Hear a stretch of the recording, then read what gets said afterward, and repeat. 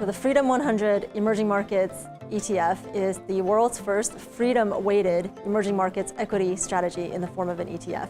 So my background in these two countries, China and the US, and spending time in Hong Kong after college, gave me kind of a sense of the importance and the impact that freedom made in my life and in these markets. We think that freer markets have more sustainable growth. They recover faster from drawdowns, and they use their capital more efficiently, both human capital and economic capital, and they experience less capital flight and capital destruction.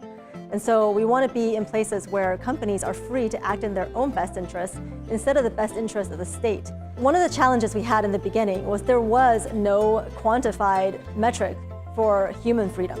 There was for economic freedom, but nothing on the personal freedom side. We define human freedom as personal freedom and economic freedom because we think those freedoms work together and they're interconnected. You can't be half free, so you have to have both. We actually had to create our own human freedom quantification system, and then we had to put a provisional patent on that. Thankfully, by the time I actually went to score countries, Fraser and Cato had started doing their Human Freedom Index data set. So now I use completely third-party data that is quantitative. If you look from the beginning of history of mankind, freedom has gone up in slope and drastically over time. Now, freedom increases, we found in our studies, are very gradual, and freedom decreases are very sudden. So it's the decreases that we're noticing right now, and they tend to be sudden. We do have a portfolio rule that limits the exposure we have to that downside.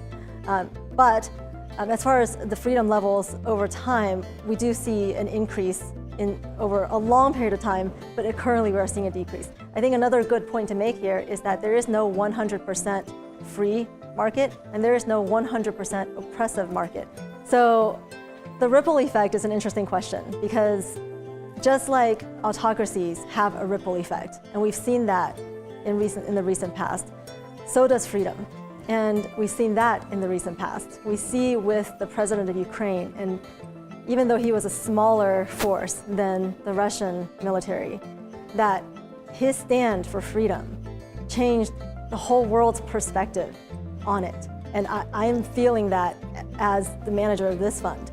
So I hope the ripple effect in the end will be that investors will direct their assets towards freer countries, countries that are promoting peace and freedom in the world, versus countries that are promoting other things like oppression and slavery.